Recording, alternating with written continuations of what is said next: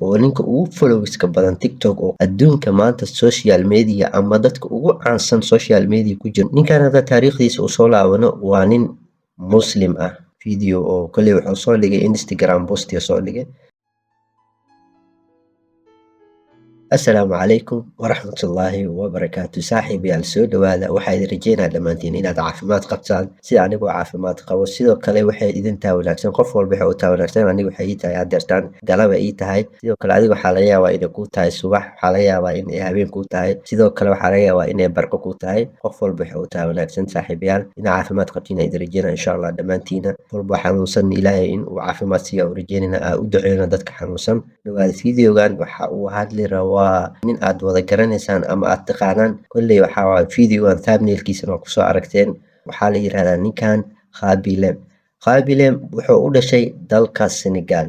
Dalka Senegal ay u dhashay kolley Sadio Mane waa garanaysaan waa ciyaaryahan. Ciyaaryahankaas yacni isku wadan yihiin. Laakiin ninkan hadeertaan asiga oo yar hal san inuu jiraa jeclahay ayuu wuxuu aaday ama loo kaxeeyay loo waday wadanka Italy. Waa garteen Soomaali Talyaaniga.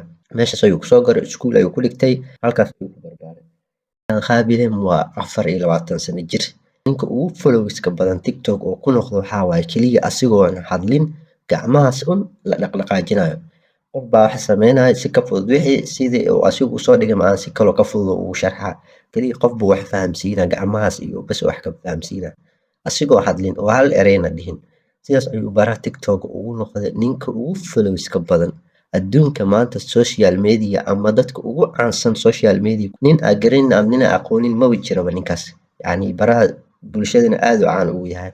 Ninkan hadda taariikhdiisa u soo laabano waa nin Muslim ah. Diinta Islaamka oo haystaa. Markii ugu dambeysay hadeertaan waxaa jeclahay hal bil ka hor wuxuu tagay xajka inuu tagay Makka oo soo cumreystay. Video oo kale wuxuu soo dhigay Instagram post soo dhigay asiga. Mafahanteen marka waa nin Muslim ah oo diinta Islaamka haysto. Waa ninka ugu followska badan baraha TikTok. Kale asla daawan videogan oo uu hadlayo oo lagu siinayo asigoo lagu wareysanayo oo leeyahay sidee oo caan ku noqotay sidee yani maxaa dadka tala siin lahayd qofka inuu wax qabsado rabo, qofka in uu hamigi iyo niyadiisa ku jiro in uu soo bandhiga rabo maxaa tala siin lahayd. Videogaas uu hadlayo raba in idin wadaago asla daawana bal.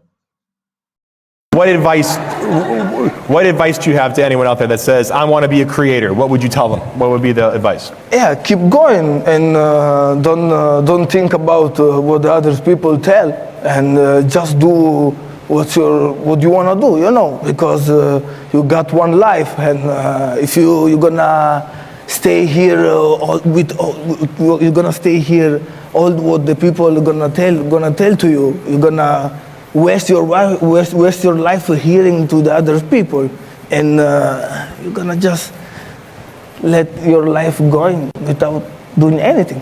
Just be you and do what you wanna do. That's it. Okay, ninkan waa aragteen videogiisa waa Khabilem. Yani wuxuu leeyahay qof walba sidii dadka hadaladooda ma la rabo inay ku saameeyaan. Marka ninkan waxaa waaye taladiisa oo ku saabsan dadka oo markaas wax u soo jeedinaya taas ayay ahayd. Waad ku mahadsan tahay videogan haddii aad dhammaadkiisa soo gaartay. Intaas ayaad jeclaysay in la wadaago. Haddii aad videogan dhammaadkiisa soo gaartay fadlan follow soo dheh. Follow ma dhahda hadeertaan. Okay, follow hadda soo dhahda waa ku mahadsan tahay. aad iyo aad u mahadsan tahay.